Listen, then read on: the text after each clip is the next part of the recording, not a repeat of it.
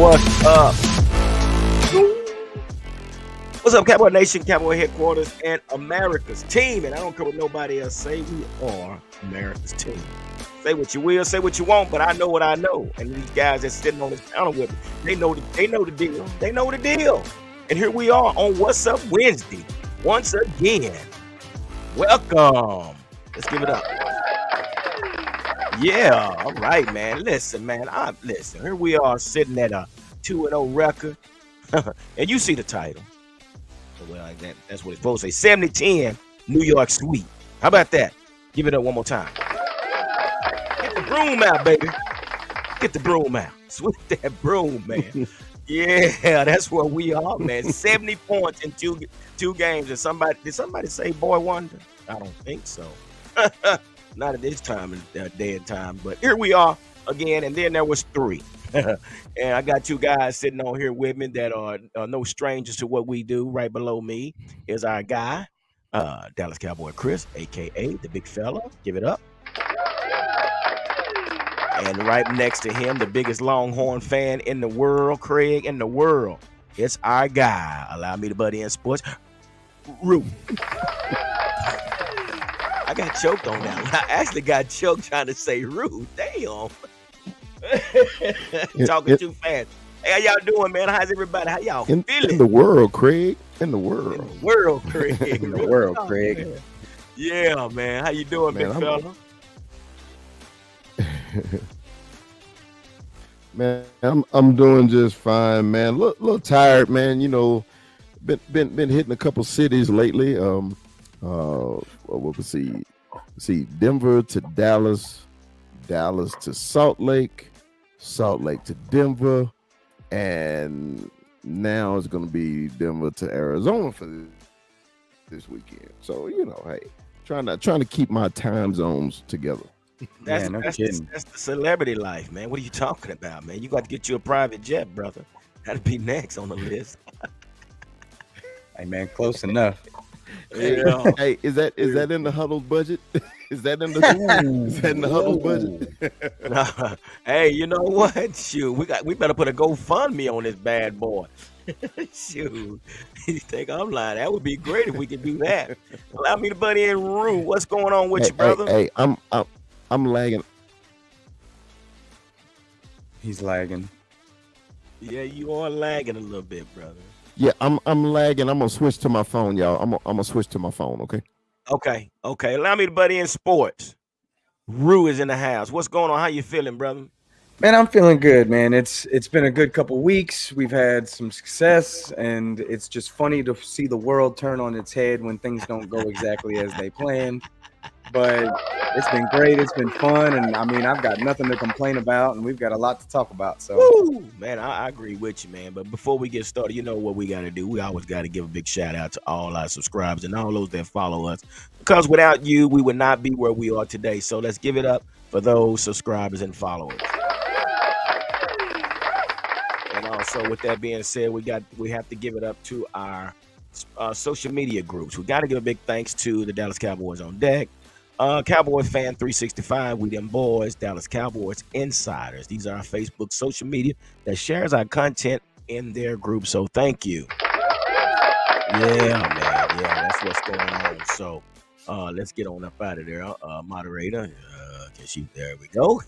Yeah, and big shout out to Felicia Parks Colley, our moderator that's sitting in the background that keeps everything going for us and keep us on the straight and narrow. So yeah, but with that being said, let's get a couple more. I guess let's see who we got in the house real quick. Moderator, who we got? I think we've looked at a few of them.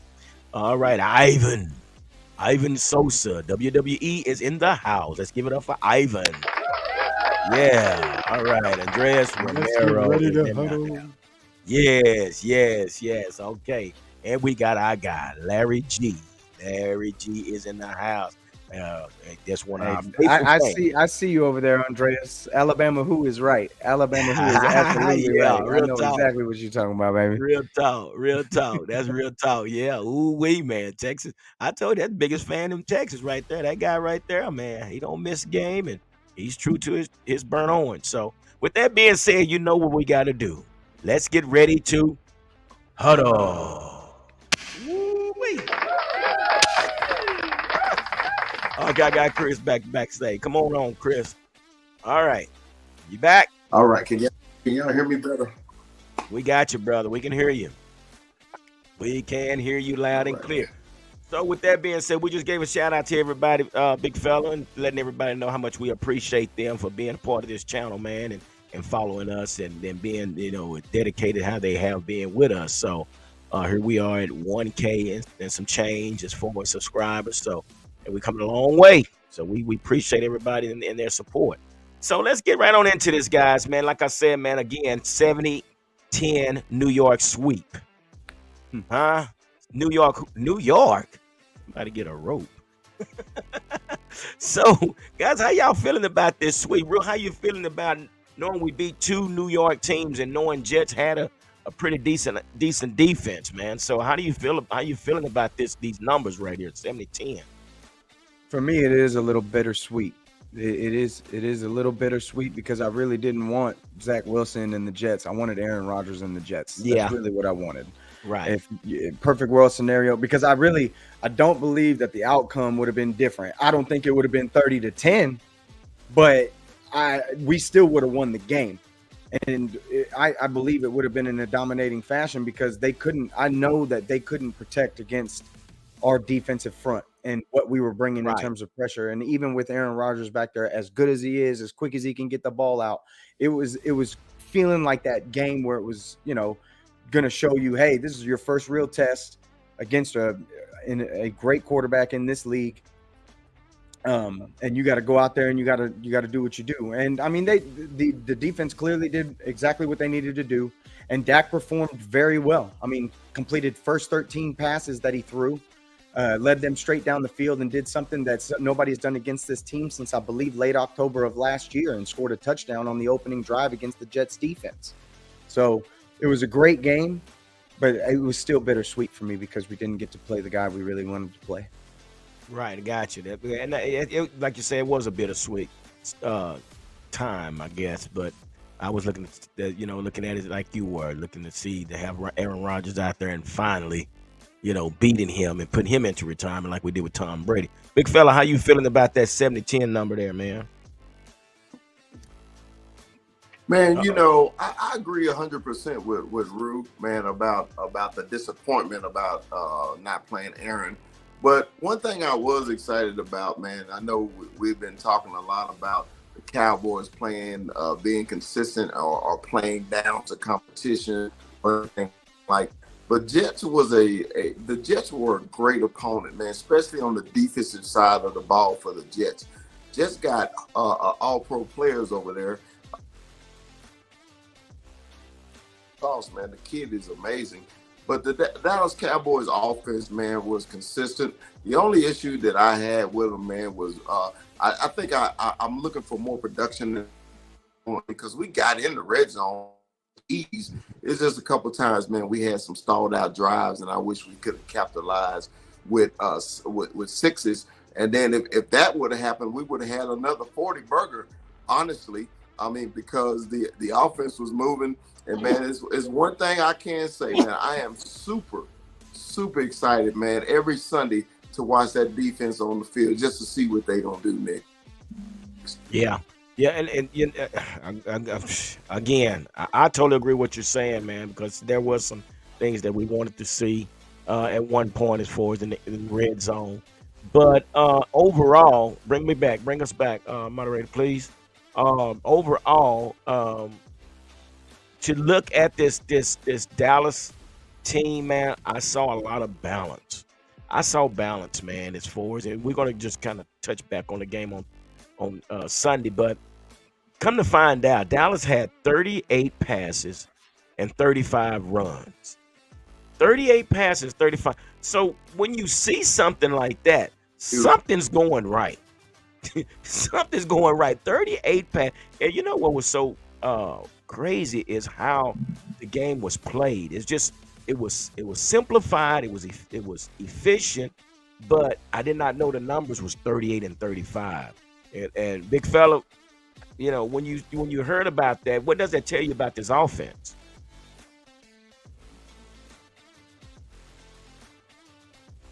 You still kind of lag, man. I'm sorry, man. My internet is terrible today. I apologize, guys. I apologize for everything. But What? Yeah. Let him go. You good? You good? we just it's perfect because Damn. Big fella. Come on, Rook, till he gets in. I mean, when you see this offense, man, it gives me goosebumps. This gives me goosebumps to see 38 passes, 35 runs, bro. If that is not balanced, I don't know what you can call it. You know, It's just nice to see your play caller sticking to his guns, going with what works, and just being disciplined and not getting too pass happy or letting it get away from you just because you've got a lead. And I mean, if you think about it, man, they answered right after, because Cowboys get out to that 10-point lead, they stall out, punt, and then Jets get that big breakaway touchdown from Garrett Wilson. We come back and we answer right away and go up 18. Why they went for 2 there, I don't know. I think it was just like a power move or something. I really couldn't figure out why they were going for 2. But I mean, they did. They converted, and I was just like, all right, well, I guess this is just what we're gonna do now. But the fact is, man, it was just nice to see him, stay true to what he had, stay true to what he said he was gonna do, and really, we haven't seen but maybe like 35% of this offense. These have basically been preseason games for us. This playbook has not opened up whatsoever. You are seeing bits and pieces of this offense. Fact. And what I love more than anything is all the moving pieces at the skill positions. Because like you have your one consistent in CD Lamb, but I feel like you're seeing different bodies in different spots. The tight end position is completely changed out all the time. You're seeing Schoonmaker, you're seeing Hendershot, you're seeing Ferguson, you're seeing Tolbert on the field.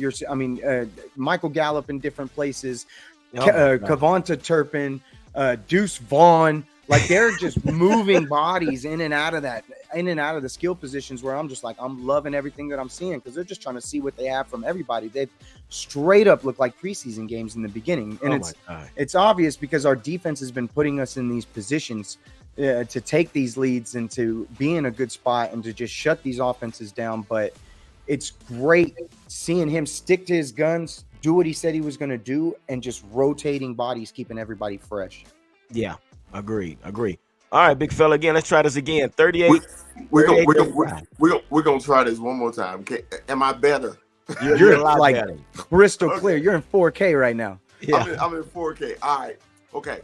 To answer your question, man, that ratio, man, that balance that the Dallas Cowboys offense has, man, on Sunday was just beautiful to me. I mean, it was, man, last couple seasons, man. You could go and you can look at the formation, what the Cowboys was going to do, and you knew that it was going to be a run or a pass. Oh my God! I remember I had a young lady said, "Hey, I watch your videos, and Chris, every time you said when they say kill, they was going to run the ball, and they did." Yeah. And I'm just a spectator, right? You don't see that this year, bro. You don't see them dummy calls anymore. Man, they get up to the line, they know what they're going to do, and they're calling these plays and they're running these plays. Okay, I'm telling you, man. Thank you, Mike McCarthy, for showing us what a coach look like. Okay, thank you so much. because gee, we already said, man, Mike was on the hot seat, and I was like, look, if you're on the hot seat, you might as well go down with the ship. So you might as well do it your way. Okay, so doing it his way, man, is balance. We appreciate the balance, man. Especially as a football fan, I appreciate the balance. Right, for facts, man. Give it up. That's so true. And personally, man, this what when I was watching, when I saw this 38-35, bring us back, moderator. 38-35. That just shows you what we're dealing with Mike McCarthy. This is when he always said that he uses his analytics and he's an analyzer of the game. He showed it. He showed it. we saw different packages. We saw, and I think what Mike McCarthy, he prepares differently for each game. You're not going to see this. You're not going to see the same what you saw, because we really didn't see what we saw in the New York Giants game. It was a whole different playbook, personally, because we saw Diggs doing so much motion and back and forth, and I thought we only had one receiver out there because he had 130 some yards receiving. So yeah, and it's just so good to see that we have a offense that can complement our defense, knowing that our defense is all that and some. We know that. But now that you see that this offense got the ball first possession, moved it down the field, and basically scored right in. So, that was a beautiful thing, man. And again, when we're talking about Mike McCarthy, it's like Mike McCarthy, he's been in this, we know he has, and he's seen the game. And so why wouldn't you want somebody calling the plays when you have as much experience as these two Super Bowl caliber coaches that we have? So when we talk about Mike McCarthy, again, big fella, you said that, you appreciate what he brings to the game. So what has taken us so long to allow him to call these plays? I mean, we wasted 2 years, and I'm not going to say wasted. I'm not going to say wasted because we did finish 12-5, but it was frustrating. Yeah. It was very frustrating, 12-5. But well, I'm not the one to always lay the blame on the ownership, but it's the blame of the ownership. I mean, we can't even get around that, okay? Because Kellen Moore was here before Mike McCarthy was here, okay? So it was just like Jason Garrett was here when they had Wade Phillips. Wade Phillips, okay? So these offensive coordinators was grandfathered in, you know what I mean? Mm-hmm. So I think Mike McCarthy was hey, man, I needed this job. I was trying to get back in the NFL, so I'm going to agree to whatever Jerry Jones say. And, hey, I'm going to let that dude be my offensive coordinator. But the big fella has said on record on this show, why would you hire an offensive guy if he's not going to call the plays? That's what he did in Green Bay and won him a Super Bowl. To me, it wasn't a waste of 2 years. You are correct about that, G. But I think, man, with his play calling, and we always talked about the situational football, the things that happened in the Green Bay game, and things that happened in the Jacksonville game, things that happened in the first playoff game against San Francisco. It's just situational stuff that the head coach should know better, but he was letting his offensive coordinator do the thing. And next thing you know, he went to the dentist and did what G wanted him to do, pull the wisdom tooth. There you go. Give it up. The wisdom tooth. We got it out. We got that problem out of our mouth. So yeah, that is, yeah, man. That was. Ow. Me and the moderator, we were off for some whatever reason. I don't know. There she go. All right. So yeah, we got the wisdom tooth pull, man. And again, with what we've seen from Mike McCarthy, and when we talk about Jerry Jones, basically, he said that, Mike McCarthy he's commanding this offense. He's been looking good these first 2 games, and yeah, I'm really impressed. Really, Jerry? Really, Jerry? Really? Can you imagine where we could be in this 3rd year right now? Who to say we couldn't be at the ship by this year or last year, Rue? I mean, really, Jerry? Can Jerry say something like that? He's impressed. Oh, you should have said, I'm not surprised, or something, but that wasn't the case. What do you think, Rue? For me, we have to think too, and hold on, because I feel like something's wrong with never mind. My bad. What I was going to say, I really feel like, dude, before Mike McCarthy was here, he was the guy who was revered as the guy who was holding back Aaron Rodgers, wasn't doing, like, when he exited the NFL, it wasn't pretty in terms of what it looked like when they let him go. And when you really think about how he's come in and done what he's done in this season, maybe it was just, it was on his time. He come in, kind of view the lay of the land, get your bearings back, take a couple seasons to just kind of see what everything looks like, what your competition's doing, how to counteract that. And he's come in and looked like night and day from what he used to look like in these offenses, man. This is like that true. This has turned into that Texas Coast offense that they keep talking about, because it's not like true West Coast, and it's got these different aspects to it that are getting these guys in positions where Dak Prescott is, actually making these defenses vulnerable and putting them in positions where it's like you're finding these guys sometimes wide open, or just perfect timing where they're shooting that gap and taking it to the house. So it's definitely nice to see how much this offense has evolved and how different it looks from last year, because it's night and day. And what's even greater than all of that is we really even haven't seen a lot of it yet. We've seen very little of it, few and far between, because we haven't had to show anybody anything yet, because we've been able to just dominate through these games. So it's nice to know that there's definitely more to come. Right. Agreed.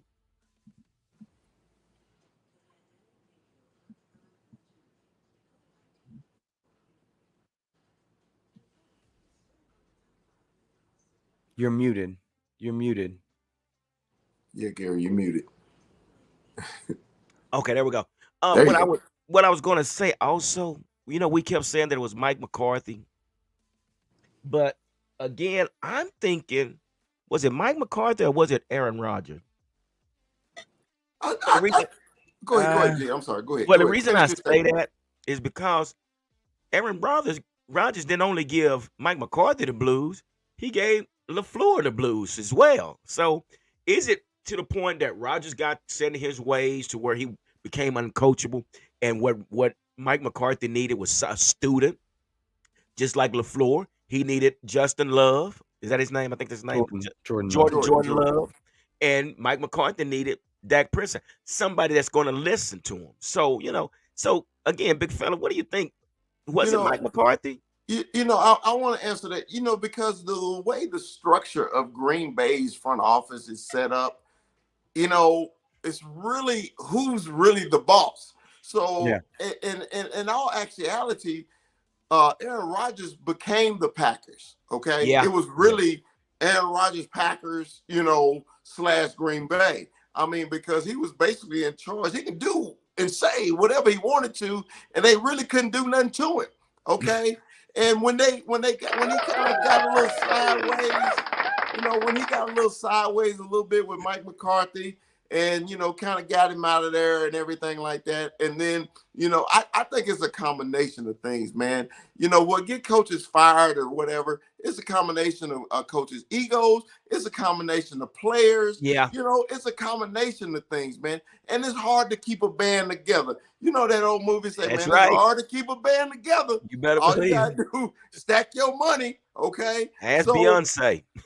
Exactly. So, man, it was probably one of those, as we know, we big Jimmy Johnson fans. Yeah. We thought the band was gonna be together forever. We're gonna win 10 Super Bowls, right? But hey, man, something make people crazy and things go wrong, and then this is the outcome. But thank you, Green Bay. And like you said, man, hey, I appreciate the damn Cowboys actually going out there and making the effort to get a winning coach, or a coach that had a formula to get us over the hump. Now, the last couple seasons, man, like I said, I think it was just a situation, man. I talk about matchups a lot. I just think we didn't match up well with the Niners the last couple years. But this year, Craig, hey, I can't wait for because we're going to play them twice. We're going to play them in week 5, and we're going to play them in that NFC Championship game. Okay. And that's when I want to see Mike McCarthy work. Okay. I need to see that. I need him to put in work. And man, isn't it beautiful how they get out the huddle less than 20 seconds? They at the line of scrimmage, and man, they off and running. They off and running. And that's why I know the offense is confident. Mike McCarthy is confident. Dak Prescott is confident on where we're going with the football and what we plan to do with the ball. So I think, to answer your question, I went a long way around it, but I think it was more. I think it was Mike McCarthy more than Aaron Rodgers. Agreed. Agreed. I think so too. And well, and I get like you say, they outgrow with one another. They Yes. outgrow one another, and I think that's what happened. But again, we thank Green Bay for sending Mike McCarthy over here. And also, with that being said, when we was looking for a coach and he was out there, I said, man, you know what? This guy is the guy that we need to bring in. And I really felt that.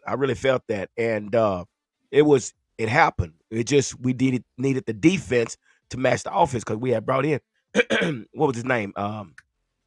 Mike Nolan. We had brought in Mike Nolan. That was nothing. That just killed us. But anyway, so let's get into this, man. That's enough of Green Bay and all that stuff. But yeah, enough of them. Yeah. So, guys, this next deal, man, and everybody's talking about this situation, this issue. Moderate, where we at? Micah Parsons is at 19.6% pressure percentage, if I said that right. Michael Parsons is at 19.6% on his pressure. 1 in every 5 plays, he's on your ass. Hey, Rue. Rue, you the numbers guy. You gotta rip this. You gotta rip it, Rue. I mean, dude, that's 1 in every 5 plays. 1 in every 5 plays, he's on your ass. Like, he's in your backfield, he's on your quarterback, he's on your running back. And you pulled that up. I had to bring this up, and I got this from Cowboy Fan Talk. This is absolutely insane. Through 2 games, the Dallas Cowboys have an average of 5 points against them per game. Because I mean, obviously we got 30-10, and then we got 40-0. They have the sack lead in the league with 10, 5 interceptions, 4 forced fumbles, and have 41 pressures through 2 weeks. Bro, repeat that last one. Bro. Repeat that last one. Absolutely crazy. How many quarterback pressures again? 41. Stop Jesus. it. 41. You cannot tell me the other teams are not out there saying what the hell is going on. 41. Jesus. That is insane. Jesus. That is insane. 41. Yeah. And it is. How many times did teams even drop back to pass? Like, I want to know that now. Now that I know that, it's like how many times did teams even drop back to pass for us to have 41 pressures already through 2 games? 41. Like, God bless Daniel Jones and Zach Wilson. I did not want to be you on the days we played you. Good. But grief. and that's what I was saying, man. And that was the thing I said. I would hate to be the first two or three teams that have to play the Cowboys because no one know what they're going to get. And they did not know what they were getting. Offense complemented the defense very well. and the defense did their part. So, again, that is something to witness. But not only that, to witness that, but also to witness what we're seeing in Micah. Don't you know from what Michael, the bar that he has set and how he has set it to where now you're going to find other defensive teams, excuse me, going out there trying to find a Micah Parsons. Hey, people have been trying to find Lawrence Taylor for a long time. They don't grow on trees, No. So true. No. So true. This is a guy that we're talking about that basically you cannot design plays for him. You cannot prepare for him because he's moving everywhere. So you cannot prepare for Micah Parsons because you never know where he's going to line up. And if he lines up one place where I saw him from the end, he actually played from the end and he came all the way down the darn center of the damn right on the line. That was it. I seen that. I know you're that talking was a about. beautiful stunt. That was a beautiful He stunt. just straight up just came straight through. That was What ridiculous. the crap? How he just What came through there. man, Man, man? because man, you gotta really look at that play, man. Osa made that sack for Michael Parsons, man. When they slanted and he took his guard and the center at the same damn time, dude. It was just man, as fast, man. Michael Parsons got to run a 4-1-1 because that dude, man, his explosiveness is ridiculous, bro. He got there so fast. Wilson didn't even have a chance to throw the ball away. All he could do is eat it, man. Yeah. And and then like if it's a passing down, forget it. Yeah, forget it if it's a passing down. You better off throwing it on first down. It's just like that play, man, where we had the interception. Was it Wilson's? No, it wasn't Wilson's. No, it was J.K. JK, when Devon- JK got the interception, Devon remember Curry. when Michael Parsons was on the hunt? When the line was turning the corner, and poor little Wilson was like, you know, on that movie Little Giants, blow the whistle,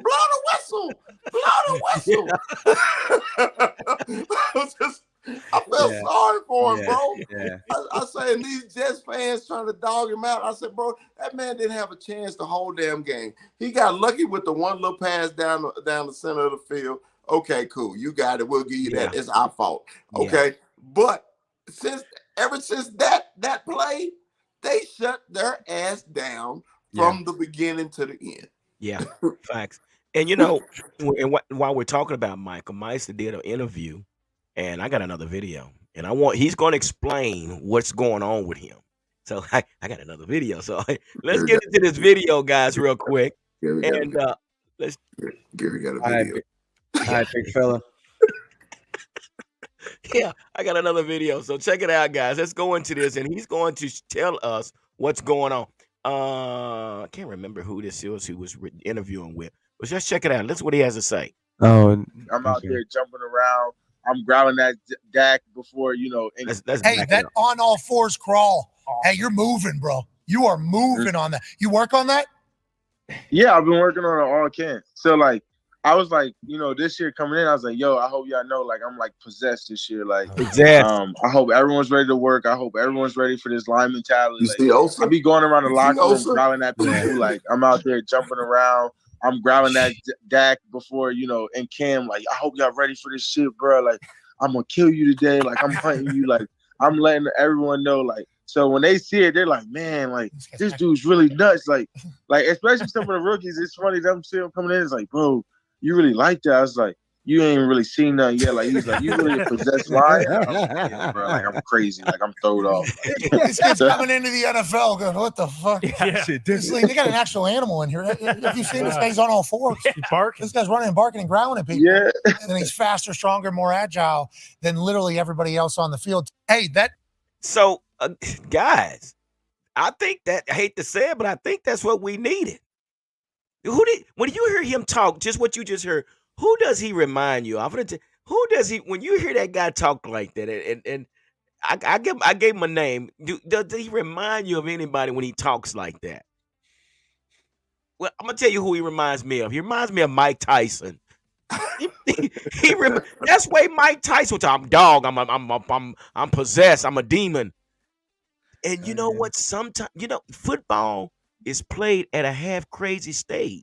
You cannot be normal to play full contact sports. You cannot be, who in their right mind is normal to play full contact sport, to go out there and commit their bodies for a team. Well, like G, you didn't have to tell people my personal problems that I'm.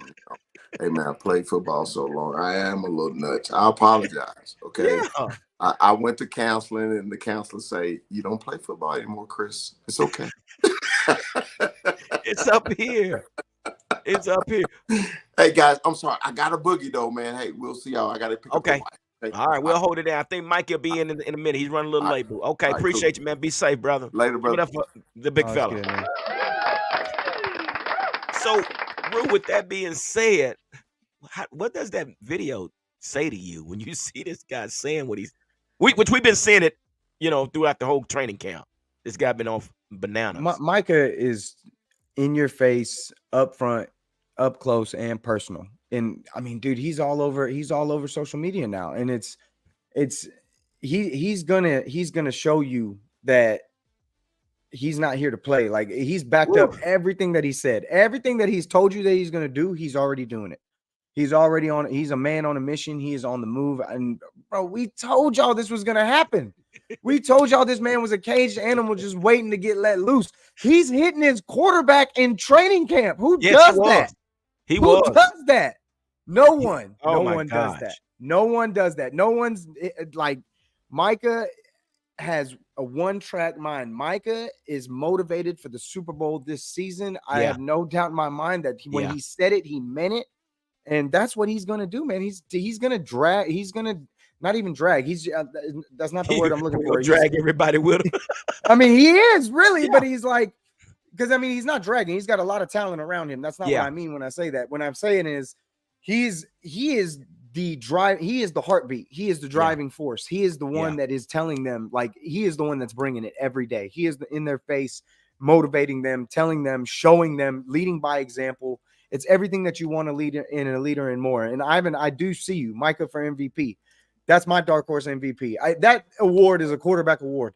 To win MVP, it has been very easily presented to me that he would have to lead the league in sacks, which he could do it. And Well, I'll tell you right now, he gets 23 the sacks this season and breaks the record. yeah.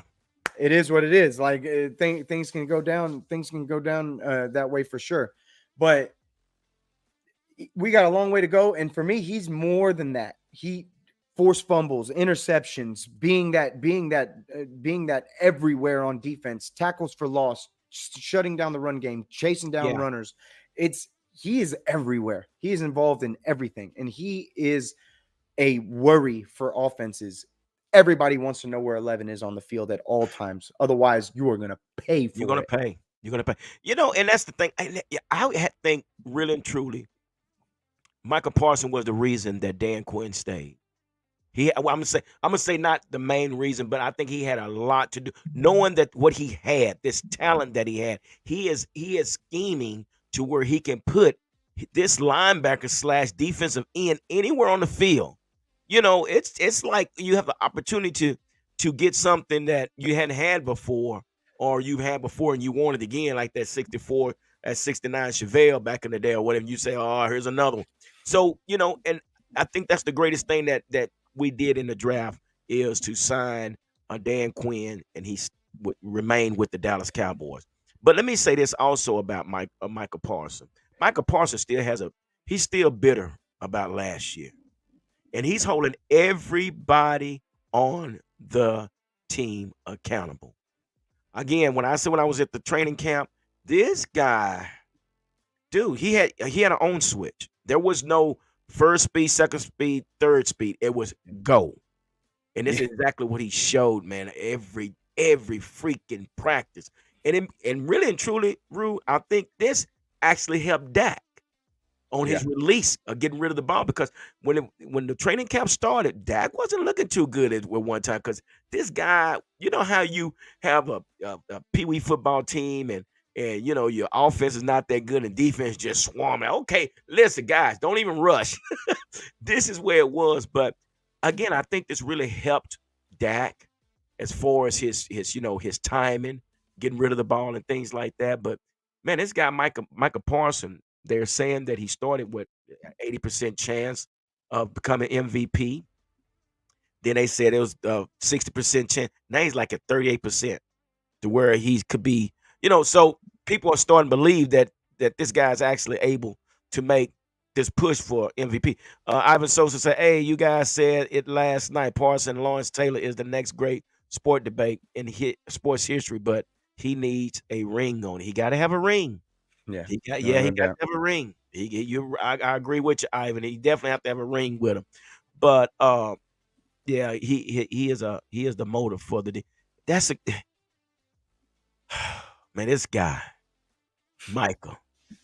And then what you got, Tank Lawrence had a great game, you think? The other guys, they had great games, right? The defense. Oh, no, absolutely. I mean, it was a great performance all the way around. But, I mean, if we're being honest with ourselves, at the end of the day, it's against Zach Wilson. Ultimately, if we're really going to talk about who went through the turmoil of having the harder side of the game, it was definitely the offense. And we talked about that last night.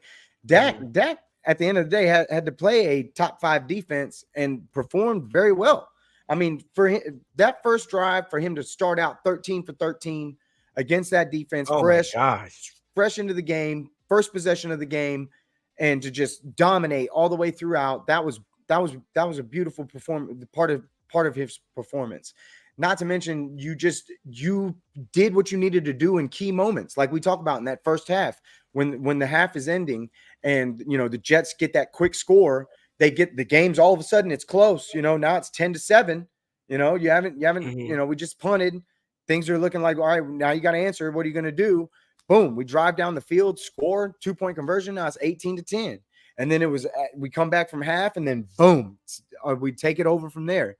Continue to dominate, continue to score, and just every possession we're putting up points, and it's just like this team is getting the luxury of dominating their competition to where it's like, man, that we're only seeing like little bits and pieces of it kind of coming together. Yeah, we haven't seen the whole playbook. I agree with you. It shows that Dak was 31 of 38, bro.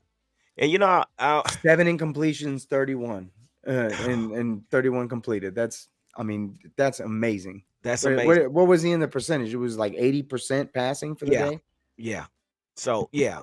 And so, 31 of 38, 255 yards and 2 TDs, man. Now, that's high caliber numbers right there, brother. Those are high caliber numbers there for Dak to be that efficient like he was. But this is the way the offense is set up for Dak as well. So, I mean, we were on the field. I think somebody said yesterday we were on the field for 42 minutes to their like 15. Like that's what it was. 42.15 seconds of time of possession in the game. The game's 60 minutes. Do the math. They got 17 minutes, 17, bro. 45. Like that's all they got.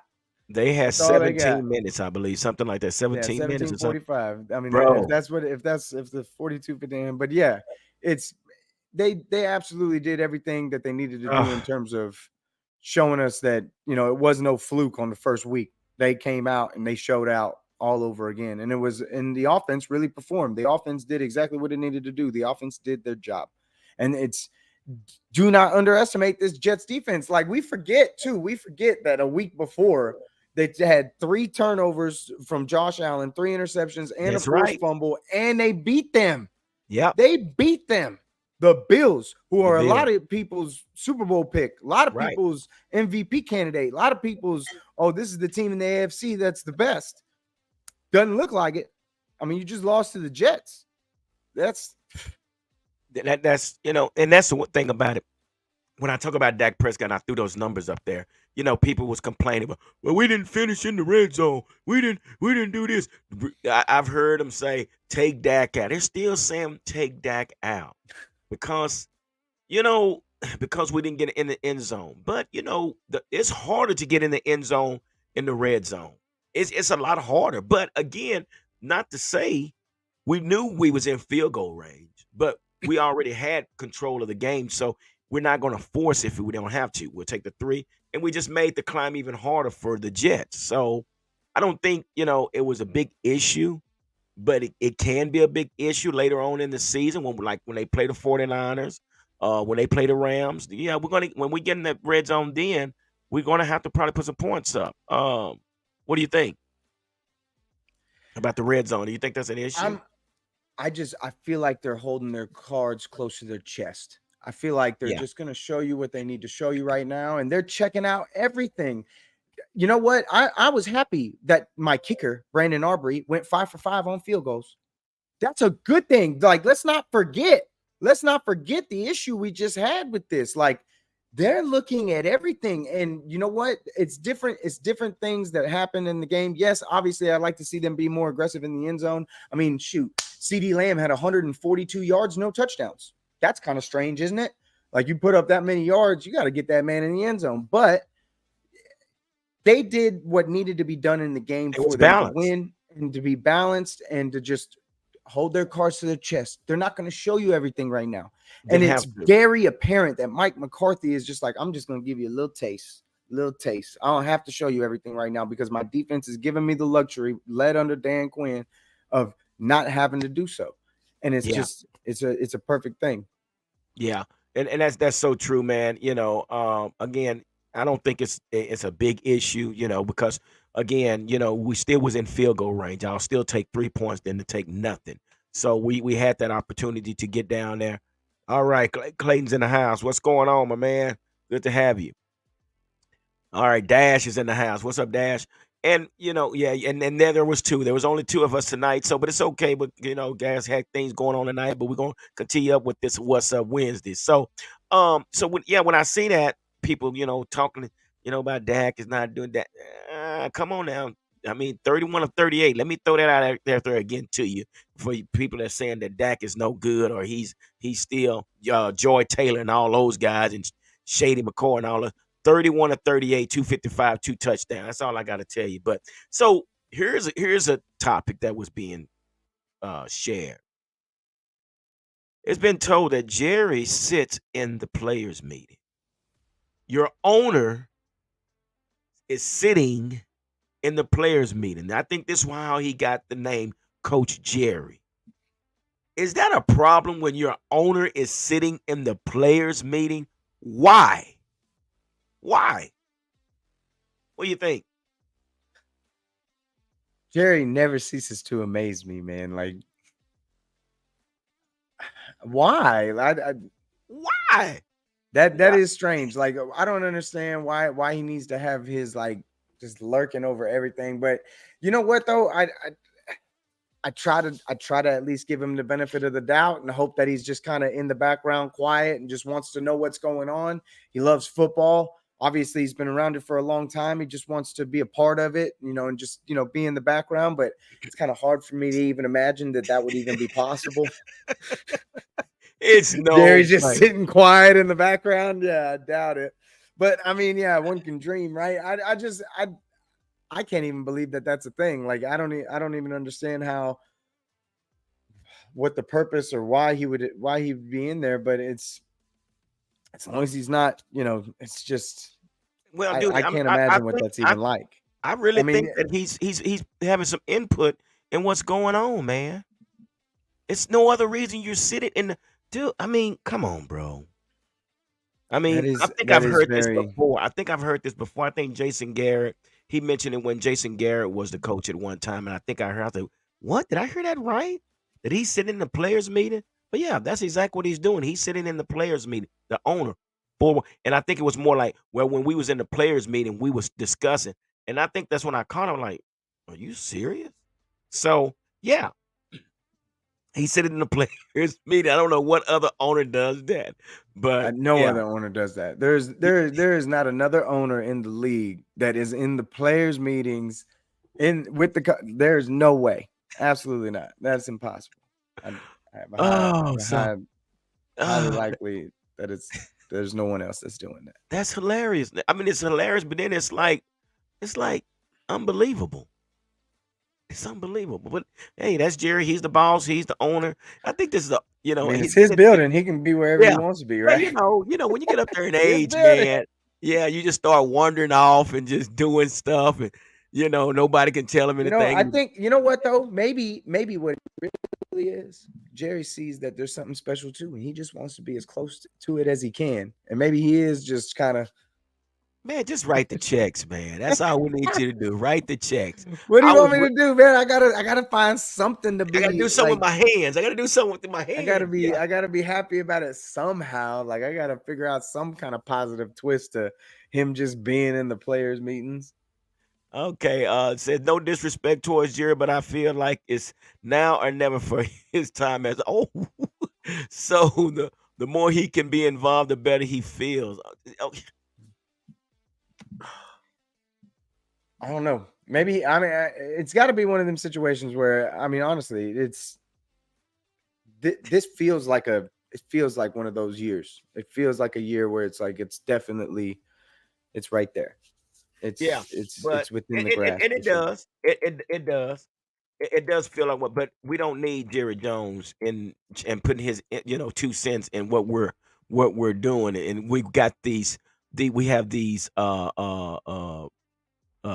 Super Bowl caliber coaches in the house knowing what they're doing, and here you are, you want to have your 2 cents. Hey, if Jerry Jones, if he ruins this, I tell you what.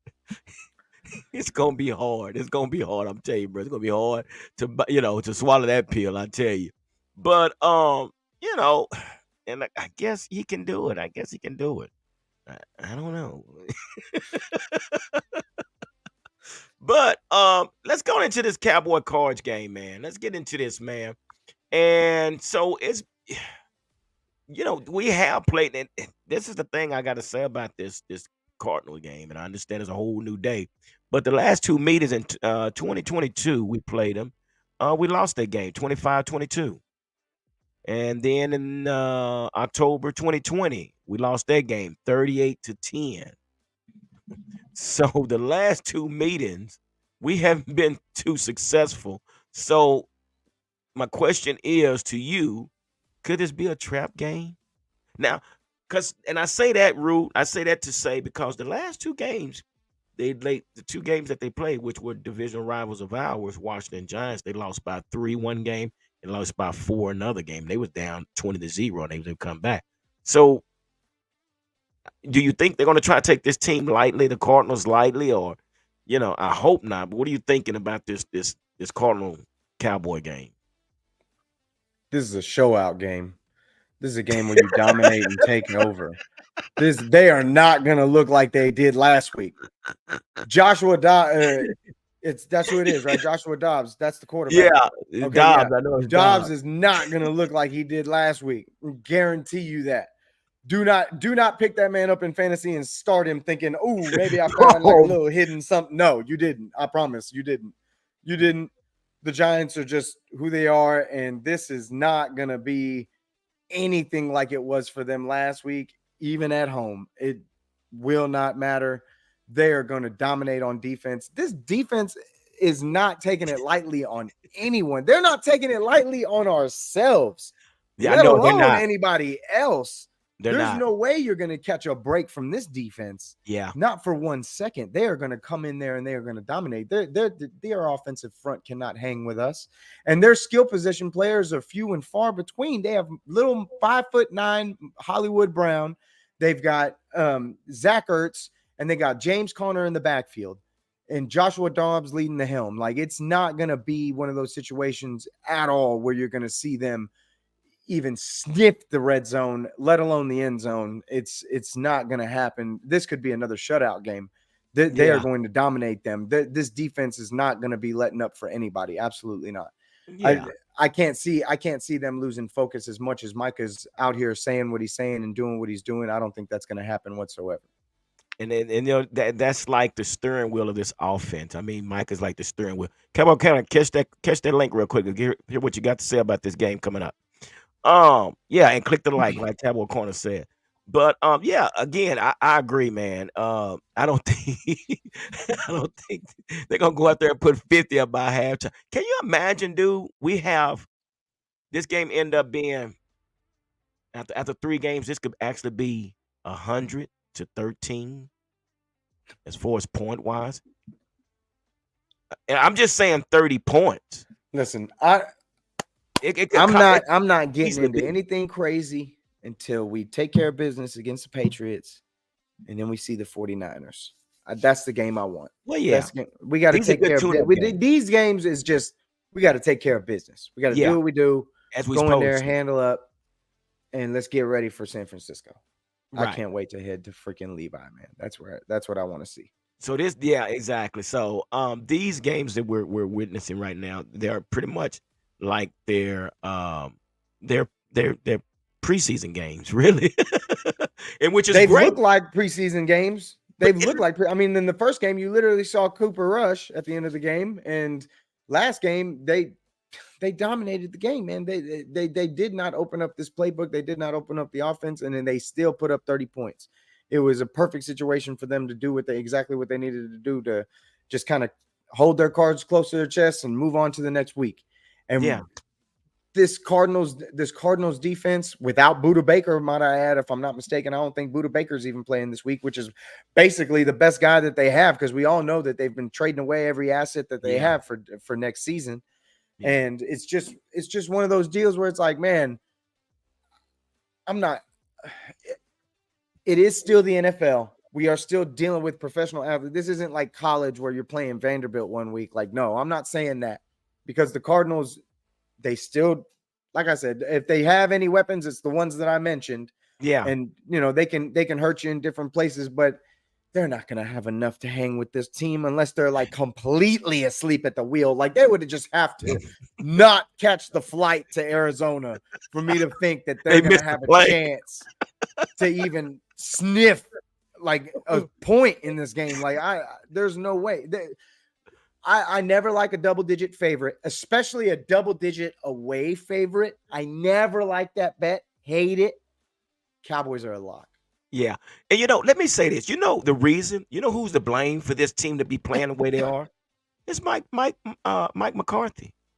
He did not have not one inter scrimmage squad, inter squad scrimmage with no other outside team. He allowed them to just beat up and beat up and beat up and beat up on each other the whole time, to where no, we're not bringing the Saints in here. You're going to fight amongst each other, and they got tired of that, and they did it for the whole training camp. Then guess what? We leave Oxnard and we go to Frisco, and they do it again. Just beating up at just beat. Then here come preseason. All right, we're ready. We're ready to get on this field. And Mike McCarthy says, hold up, fellas. No, y'all not playing. What? So, dude, it was a mind thing. This was a mind thing, and this is what definitely happened. Then Mike McCarthy created these monsters. That's what they are. They're monsters. Yeah. But so yeah, big shout out to Mike McCarthy and Dan Quinn and the whole coaching staff for preparing these guys, because these guys are hungry and they got a fire lit up on them, and they got their eyes on the prize. That's what I see. Let's get into. I'm gonna bring Dash on real quick, see what Dash got to say. And Cowboy Corner, hold tight. You hold tight for a second. All right. Introducing Dash 12366. Hello. What do you say, Dash? How you doing? Good. How about you? We're doing great, man. We fired up, man, and boy, we ready to head to AZ. How about you? I'm excited as well. Hopefully, of course, like you said, Cowboys don't sleep on them. So that's right. That's right. So what's on your mind? What you got going on? I tweeted out this thing hoping to get some response. I didn't, but I was hoping maybe you two can probably answer them. So with Micah and Osa being absolutely great at getting their sacks right now, do you think teams in the upcoming games will double/triple team both Micah and Osa? And if so, how do you think the Cowboys can get around that? Rue, you want to take that one? Absolutely. I mean, they've got other pieces around. And what's up, Cowboy Corner? Cowboy Corner in the house. But yeah, man, absolutely. I mean, in those instances which they are already happening, they were already happening last season, and you're seeing Osa step up. But you've got Dorrance Armstrong to head up on that as well. I mean, to help out with that. You've got DeMarcus Lawrence on the other side of the ball to help out with that. Chauncey Golston's definitely in the mix and has been making an impact when he's had the opportunity to kind of come in and play. There's plenty of upfront pressure that you're going to be getting from these guys to kind of help out in those situations where you're going to see the double team come to Micah and Osa. Yeah, and I agree. And Dash, one thing you got to realize, Dan Quinn is brilliant at what he does. So he's scheming this front line.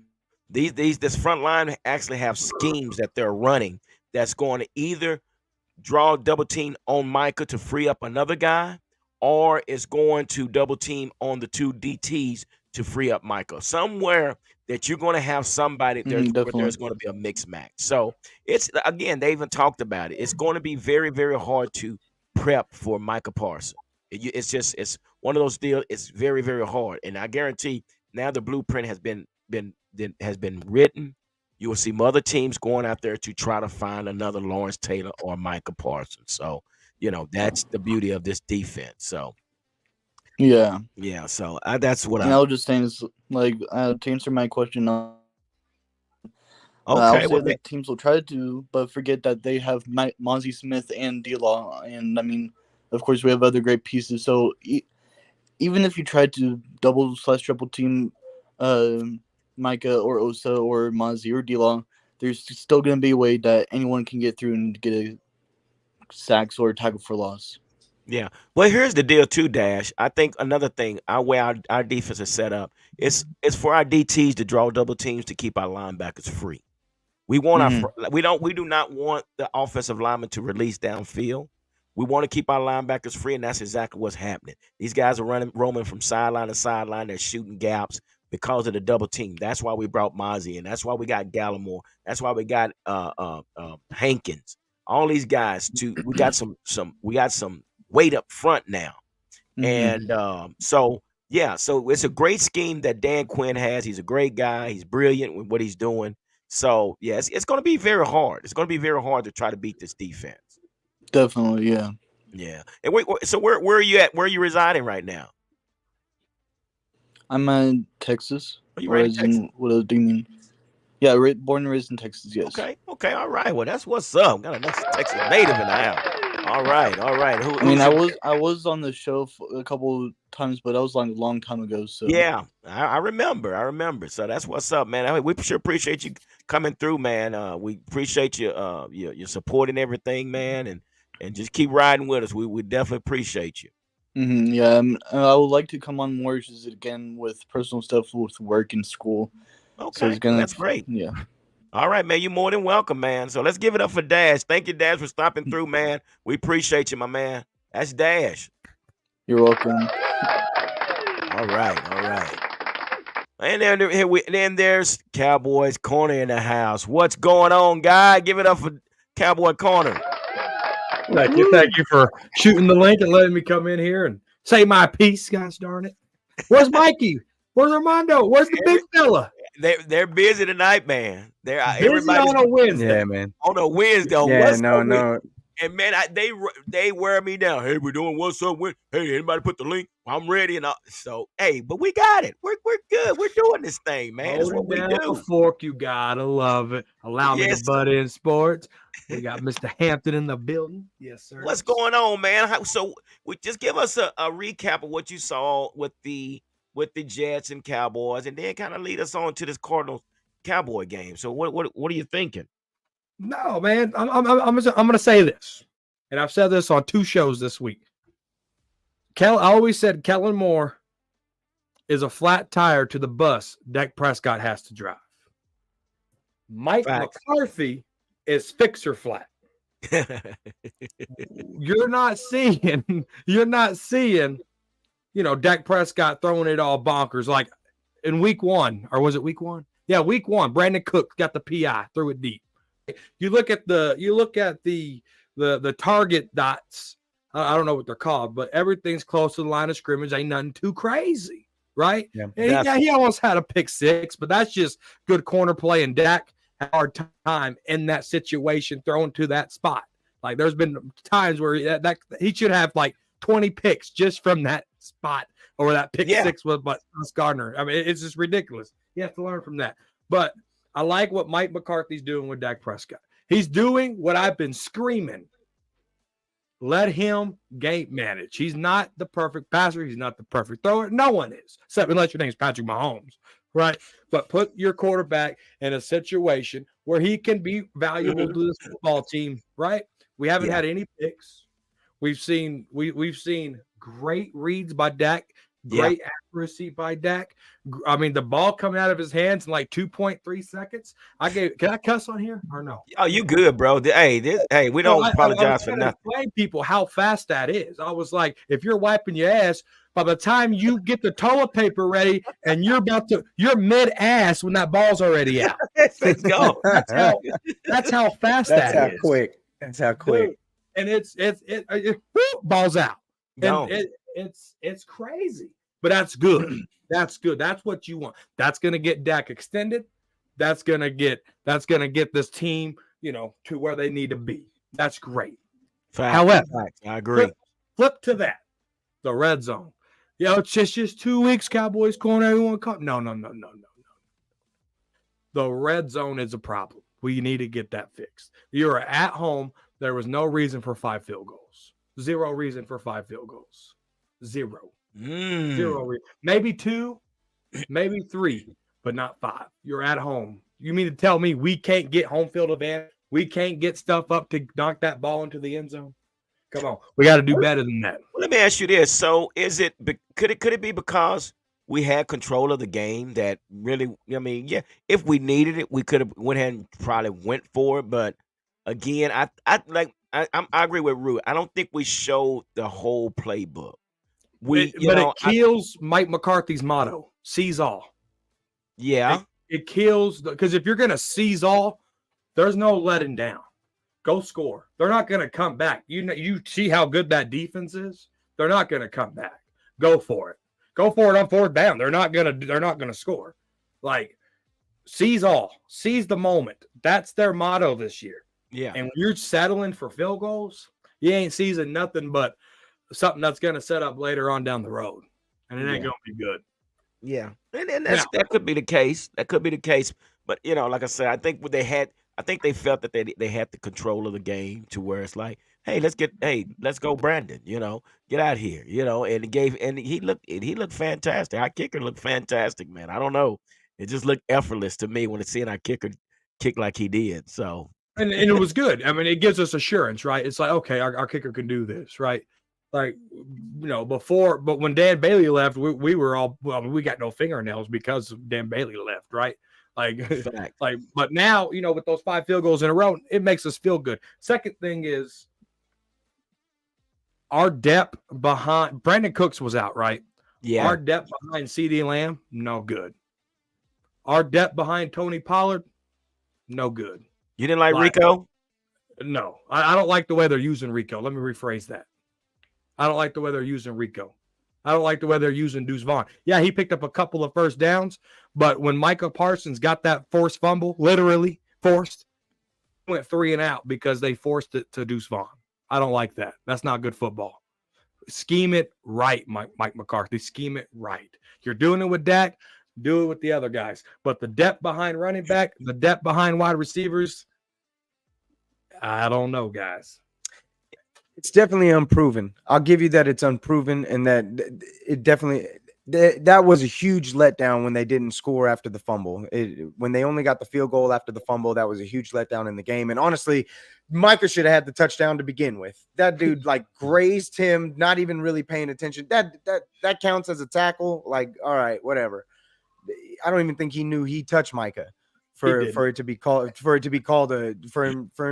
down on that play. Like, if you would have asked him, you can see it in slow mo for sure. I mean, if you have to go to slow mo. He didn't look and touch him. It was he rolled over. He was getting up, he grazed him, and that's him being down on the play. But regardless, I'll give you that it did seem like they were really forcing the effort to try to get Deuce involved, and they were trying to maybe see what they had with him, and it was like they just gave him opportunity after opportunity. And when it's like, hey man, we got to concentrate on getting some points here and taking care of business. But at the same time, I feel like they've been treating these like preseason games. I feel and not to mention, when you say that, you got to think too, they just let Rojo go. Rojo just served his 2-game suspension. And as soon as he's able to come back, he's got eligibility to play, they drop him. They have to like what they see in terms of Rico, because I feel like Rico, when he's had his opportunities, has been able to pop at times and be able to just kind of do his job as that, change of pace back. But he's not Tony's going to be the one that carries you through it. And they're just, let's not forget, he's coming off injury. They're easing him in. And if you don't have to, unfold everything and you're still dominating the game, I understand why they're trying to get these guys involved. Because think about, we've seen Kevonta Turpin at running back. They've played a little bit of everything in different places just to kind of see what they have. And I think that I really chalk it up to that. That's what I'm chalking this up to. I think that this offense has a lot of potential that's yet to be released. And what you're seeing with this is just their opportunity for these young guys to get their reps. Yeah. Go ahead. I was going to ask you guys about, Michael Gallup. Like, how many times are we going to say he's not 100%? No. And Michael not being involved. Michael Gallup not being involved. He wasn't even involved in the offense. It is kind of benign. I can't really explain that. I can't explain. But CD went off. CD had 140 yards in the game, and outside of him, it was pretty bleak. I think I was a little upset. Next highest receiver had 35, and I think it was Tony Pollard who actually had the next highest receiving yards for the team. So it is. We need to see somebody else step up for sure. But I still feel like there's so much left to be seen when it comes to this offense. Well, I like how they gave Tolbert his chances, right? Like Tolbert was like, oh, okay, we got Tolbert getting in the mix, and then Turpin disappeared. Okay, Gallup gets a 1-yard catch, and it looked like he tore his other ACL. I mean, that was a nasty catch, and he twisted all kind. Okay, all right, Pollard's gone. Jalen Brooks didn't even test anything. I don't even think he got tested for COVID. Like he didn't get tested for nothing. No, and it's like, come on, Mike. Like I like what you're doing with the quarterback, but we got if Tony Pollard goes down, I don't like what's behind on running back. If CeeDee Lamb goes down, I don't like what's behind that wide receiver. And we seen Pollard go down in San Francisco in our last playoff game, and that offense. So the question is, can Rico carry the team if Tony were to go down? Yeah, and that's then the question. Rojo, when you brought up Rojo, and then I like how you're using it. Like, okay, they're building confidence for the running backs, but Mike McCarthy is like a no play guy. Like I kind of compare it to Lyle Collins. Got suspended, bribing a drug tester, yada yada yada, and then got hurt, had some injuries, got suspended, got cut. Rojo got hurt, got suspended, came back, got cut. I kind of Mike McCarthy. Those patterns align up with Lyle Collins. Yeah. So I was a little, so could it be Cowboys corner that because we saw CD doing a bunch of motioning back and forth, could this been the scheme for the Jets to keep him open? Could this be the scheme that Mike McCarthy wanted to prepare for to keep Sauce Gardner off for CD? And is it the play calling that calls out for CD to get the ball, or did Dak just feel the need to have to get the ball to CD? One time, hell, I didn't think he was going to get up. He threw the damn ball so high, like, oh my gosh, he's going to get him killed.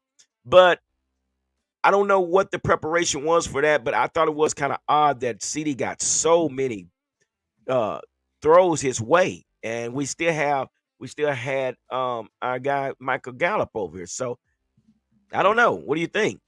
No, I love the word you said, scheme. Kellen Moore never did it. Kellen Moore never schemed. And maybe this could be something that I'm not used to of scheming guys into situations, because we never seen that in the last 3 years with Kellen. I don't even think we've seen it under Linehan, right? So you used the right word, scheme. And it could be that, because what I just talked about, how fast that ball is coming out of Dak's hands. Yeah. Dak knows where he's going with the ball. Yeah, exactly. Mid-ass, the ball's out. Yeah. Like like you said the right word, scheme. And that's what that's thinking. Probably what we're doing. And because we didn't see that against the Giants. This was a whole different type of play package than we sent the Giants. The Giants was a whole different type of play calling. This was a different type of play call. And we knew that Sauce Gardner was going to be lined up on CD. So what we do, let's motion him. Let's keep him moving. And sure enough, just so happened, CD was the open guy. I mean, it reminds you of Randall Cobbs, Devontae Adams, when they played for it was always the slot guy that was the, and then you had the James, the outsiders that complimented him. So what we're seeing with CD is doing the same role as Randall Cobb and Devontae Adams. So I mean, you used the right word. Maybe we are scheming. It's something that I ain't used to. Yeah. So with that being said, and we're moving on into this Cardinals game, how are you feeling about this Cardinal game? I asked Rue earlier, could this be a trap game? What do you think? Definitely can be an early trap game, right? I mean, you got Joshua Dobbs doing almost 70% completions, all right?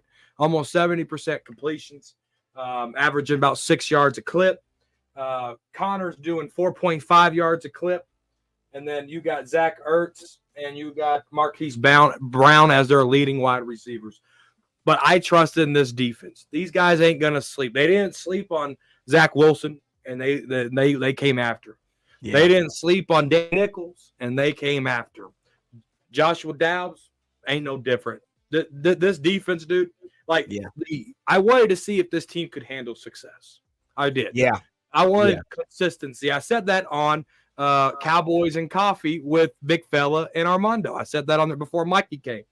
I said, I need to see consistency. And it wasn't the consistency of 7 sacks and this many takeaways. It was the consistency of handling success.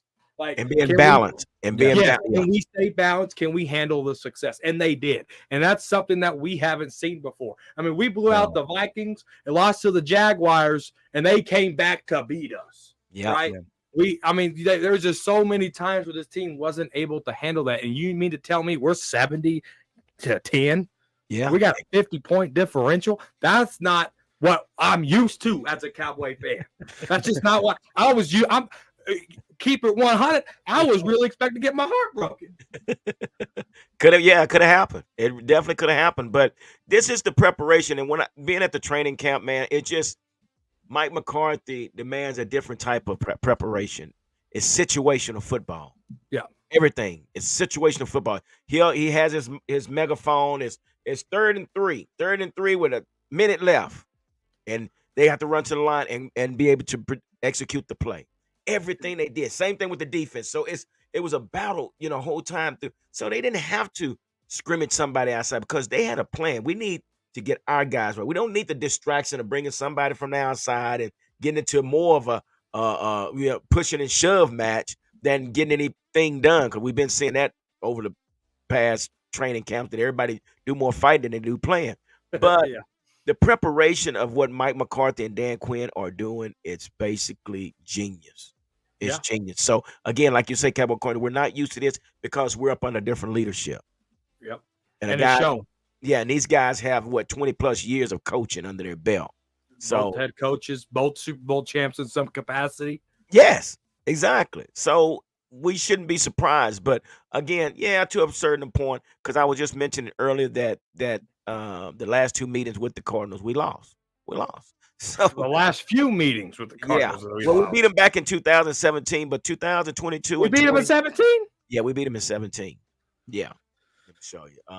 Was that Monday Night Football? 2017. Yeah, we won. We won 28-17. And we lost. We beat the Cardinals in 17? Yeah, and then we lost to them in 14. And we lost in overtime in 2011. So there's a history. 2011, that was on Christmas Eve, 2011. So, there's a history. Boy, of course. Marion the Barbarian was in that game, boy. 2011, boy. He was running down there on the 1 year, boy. Let me tell you. Oh, I'm telling you. I remember that, man, for facts, man. But, Marion the Barbarian, man. Yeah, Marion the Barbarian. Yeah. We just didn't use him right. Oh, my gosh. He was something special. He was beast mode before beast mode. Yeah, Felix. No, what was beast mode already there? I don't care if he was or wasn't. He was beast mode before beast mode. He wasn't. He definitely was. There's no way. I don't think he was. Okay, cool. I'm pretty sure Marion was there first. Yeah, Marion was the one that almost got tackled in the end zone and came up out of the end zone. Was that New England Patriots? What was that? Yes, man. Yeah, that was New England. Boy, it's all right here. It's a scary place. Yeah. So it was. Again, I don't think we should take these guys lightly. No. I mean, at the end of the day, it's an NFL team. Like that's right. The competition in the NFL is always you can't take any game for granted. These guys will come out and all of a sudden, be pissed off from last week, giving up a 28-7 or 28-0 or whatever it was lead, and they're gonna take it out on you. You got to come prepared. Absolutely. They work just as hard. This defense is not going to sleep. Just like you said, just like I said earlier, this is not happening that way. This defense will shut them down. They don't have enough to handle that to have a chance to let that happen. There's no way. There's no way 5'9" Hollywood Brown and Zach Ertz and James Conner are going to take over this defense. Absolutely not. Led by Josh Dobbs. That's not happening. And when we talk about that, we got to look at their offensive line versus our defensive line. How good are they? They've already allowed 9 sacks. Their offensive line, I've already allowed 9 sacks. Are you serious? I wouldn't shit you. You're my favorite turd. Oh, my God. 9 sacks in 2 games? 9 sacks in 2 games. Wait a minute. Let me give it to you. Oh, my gosh. That's news that I didn't hear. So what about their defensive line? We know anything about their defensive line? Yeah, I mean, you're looking at Kaiser White. All right. He's legit. He has a sack over there too. I think they already got. I think they already only have one sack as a team. No. How many sacks they got? I think they just got one sack as a team. Bear with me here as I calculate this real quick. Ooh, one. So they got sack. 3 sacks as a team. They got 3 sacks as a team. They got 3 sacks as a team. So their defensive line ain't nothing. Oh, can we talk about TJ Bass real quick? Yeah. Can we talk about TJ Bass real quick? Yeah. On the Frisco report, that was yesterday. I said TJ Bass, he messed up on one play, but he knew instantly. Yeah. Oh shoot, I gotta block this guy. He tried to recover, missed it, whatever. But Yeah, I saw that, you didn't right, but see he no knew. mistake after that. I'm telling you, TJ Bass is the new Terrence Steele. We just got us a steal. Yeah, we did. And this guy's a scrapper too. He loved to punch on people and push people around. So yeah, this is definitely a great. See, this is Will McClay. We got to give it up for Will McClay. This guy has an eye for talent. This guy has brought nothing but talent in here, and we have benefited from it. I got to give it up for Will McClay and whoever else is on that scouting team. But they've been doing a great job bringing this talent in and these steals that we've been getting from other teams and things. But yeah, TJ Bass is definitely one that I keep my eye on. And I was watching. He missed that one block, like you said, Cowboys going. But after that, he was solid. He was like, oh no, oh my God. Hold up. Yeah. But and we can blame we can also put a lot of that on Mike Solari. He's another veteran coach. Mike Solari has brought chemistry, energy to this front line. I mean, look what Tyler Biadasz did when who was that fumbled the ball? He was right there running downfield Twice. and he recovers the fumble. So Twice. these are coaches that would have experience. He's got even Brian Schottenheimer. I mean, I like to hear his interviews and his press conference because he speaks so well and he gives us what we want to hear. What you got, Cowboy Corner? Oh no, I'm agreeing with you. And with Schottenheimer, he was so big with footwork with Russell Wilson. I went back and watched a lot of his press conferences when he was in Seattle, and he's so big on footwork. You look at Dak's footwork and the timing and the accuracy and the throwing, like that's kudos to Schottenheimer. Yeah.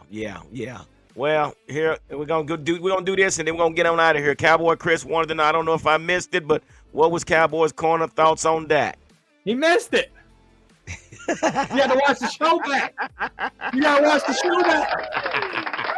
Oh, we're gonna make him watch it, right? Say it twice in one night. You got to watch the show good. back. Oh, I can't say it twice in one night. Oh, Chris, he said you got to watch the show. Oh my God.